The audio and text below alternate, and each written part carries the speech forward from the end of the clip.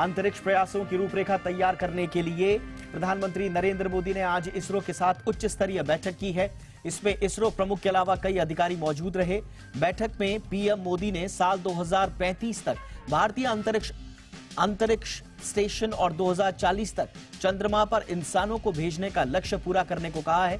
प्रधानमंत्री मोदी ने गगनयान की पहली टेस्ट उड़ान की भी तैयारियों की समीक्षा की।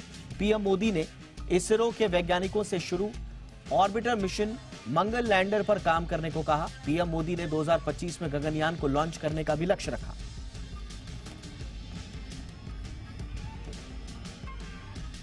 पीएम नरेंद्र मोदी ने आज ग्लोबल मैरीटाइम समिट के तीसरे संस्करण का उद्घाटन किया। इस दौरान पीएम ने भारतीय समुद्री अर्थव्यवस्था के लिए दीर्घकालिक रूपरेखा अमृतकाल विजन 2047 पेश किया। यह शिखर सम्मेलन 19 अक्टूबर तक मुंबई के बीकेसी में आयोजित किया गया है। अपने उद्घाटन भाषण में पीएम मोदी ने कहा कि आज एक नई विश्व व्यवस्था आकार ले रही है और इस बदलती व्यवस्था में दुनिया नई आकांक्षाओं के साथ भारत की ओर देख रही है। सेम सेक्स मैरिज यानी समलैंगिक विवाह को मान्यता देने की मांग को लेकर सुप्रीम कोर्ट ने आज जो सुनवाई है उसके बाद इस मांग को ठुकरा दिया है। सुप्रीम कोर्ट की संविधान पीठ ने बहुमत से फैसला सुनाते हुए कहा कि समलैंगिक शादियों को कानूनी मान्यता नहीं दी जा सकती। कोर्ट ने कहा कि यह विधायिका के अधिकार क्षेत्र में आता है और न्यायालय इसमें दखल नहीं दे सकता। संविधान पीठ ने फैसला सुनाते हुए अहम टिप्पणी की और कहा कि शादी का अधिकार मौलिक अधिकार नहीं है। सेम सेक्स मैरिज का समर्थन कर रहे याचिकाकर्ताओं ने इसे स्पेशल मैरिज एक्ट के तहत रजिस्टर्ड करने की मांग की थी। वहीं केंद्र सरकार ने इसे भारतीय समाज के खिलाफ बताया था।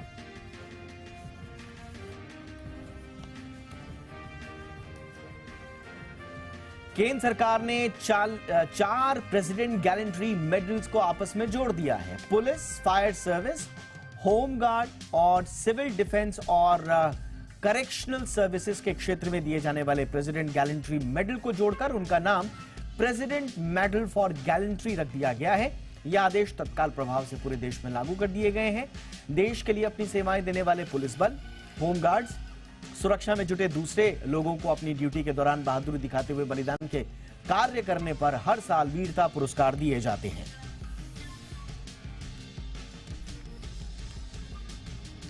विदेश मंत्रालय के प्रवक्ता अरिंदम बागची को यूएन में भारत का स्थायी प्रतिनिधि नियुक्त कर दिया गया है। साथ ही बागची दूसरे अंतर्राष्ट्रीय संगठनों में भी भारत के स्थायी प्रतिनिधि नियुक्त किए गए हैं। बागची 1995 बैच के भारतीय विदेश सेवा के अधिकारी हैं। 2021 में बागची को विदेश मंत्रालय का प्रवक्ता नियुक्त किया गया था। इस पद पर रहते हुए बागची ने पूर्वी लद्दाख सीमा विवाद, भारत में कोविड-19 व्यवस्था और दिल्ली में G20 अध्यक्षता कार्यक्रम जैसे कई महत्वपूर्ण मुद्दों और बदलावों को संभाला है। मध्य प्रदेश विधानसभा चुनाव के लिए कांग्रेस ने आज घोषणा पत्र जारी कर दिया। पार्टी ने अपने घोषणा पत्र में 101 गारंटी दी है। कांग्रेस सरकार में आई तो वो मध्य प्रदेश में आईपीएल से लेकर तमाम चीजों के इसने वादे किए हैं कि वो आईपीएल के लिए एक बाकायदा मध्य प्रदेश की टीम बनाएगी। बेटियों के विवाह में 1 लाख की मदद दी जाएगी और राजस्थान की तर्ज पर 25 लाख का स्वास्थ्य बीमा होगा। कांग्रेस पार्टी ने पुरानी पेंशन योजना लागू करने का भी ऐलान किया है। साथ ही 100 यूनिट तक फ्री बिजली देने का भी वादा किया है।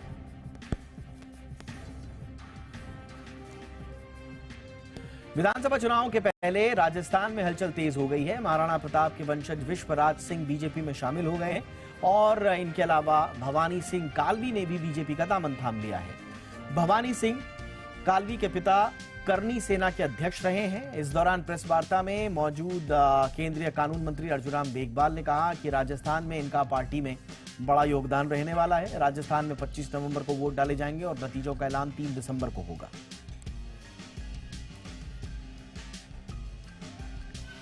महाराष्ट्र में विधायकों के अयोग्यता के मामले में सुप्रीम कोर्ट ने आज विधानसभा स्पीकर राहुल नार्वेकर को अंतिम मौका देने की बात कही। सुप्रीम कोर्ट ने कहा कि उद्धव ठाकरे गुट की तरफ से जो याचिकाएं दायर की गई हैं उस पर फैसला लेने के लिए स्पीकर समय सीमा निर्धारित करें। सुप्रीम कोर्ट के बेंच ने साफ तौर पर कहा कि टाइम शेड्यूल से वो संतुष्ट नहीं है। सॉलिसिटर जनरल ने भरोसा दिया कि वो दशहरे की छुट्टियों में व्यक्तिगत रूप से स्पीकर से बात करेंगे और रास्ता निकालेंगे। अब मामले की सुनवाई 30 अक्टूबर को होगी। आम आदमी पार्टी के राज्यसभा सांसद राघव चड्ढा को दिल्ली हाईकोर्ट से राहत मिल गई है। हाईकोर्ट ने राघव चड्ढा के टाइप 7 सरकारी बंगले के आवंटन वाले आदेश को रद्द कर दिया है। राघव चड्ढा ने निचली अदालत के फैसले को हाईकोर्ट में चुनौती दी थी। हाईकोर्ट में सुनवाई के दौरान आप नेता राघव चड्ढा ने अपनी सुरक्षा और आतंकी धमकियों का हवाला देते हुए निचली अदालत का आदेश रद्द करने की मांग की थी। राज्यसभा सचिवालय ने उनके बंगले का आवंटन रद्द कर दिया था, जिसे उन्होंने अदालत में चुनौती दी थी। तमिलनाडु की 2 अलग अलग पटाखा फैक्ट्री में आज एक के बाद एक हुए धमाकों में 9 लोगों की मौत हो गई। अग्निशमन विभाग के मुताबिक पहला विस्फोट विरुधुनगर जिले के शिवकाशी के पास एक पटाखा बनाने वाली फैक्ट्री में हुआ। हालांकि यहां किसी के हताहत होने की सूचना नहीं है। कुछ समय बाद ही विरुधुनगर जिले के ही कम्मापट्टी गांव में स्थित पटाखा फैक्ट्री में एक और विस्फोट की घटना सामने आई। इसमें 9 लोगों के मारे जाने की खबर है। पुलिस अधिकारियों ने ये जानकारी दी है। पहले हादसे में मरने वालों की संख्या 5 बताई गई थी। यूपी के मेरठ में आज सुबह साबुन बनाने की फैक्ट्री में जबरदस्त धमाका हो गया। धमाका इतना जोरदार था कि पूरी बिल्डिंग ही जमींदोज हो गई। इस दौरान फैक्ट्री में काम कर रहे मजदूर मलबे में दब गए। हादसे में 4 लोगों की मौत हुई, जबकि कई घायल हैं। घायलों का इलाज अस्पताल में जारी है। मेरठ के लोहिया नगर में रिहायशी इलाके में साबुन फैक्ट्री संचालित हो रही थी।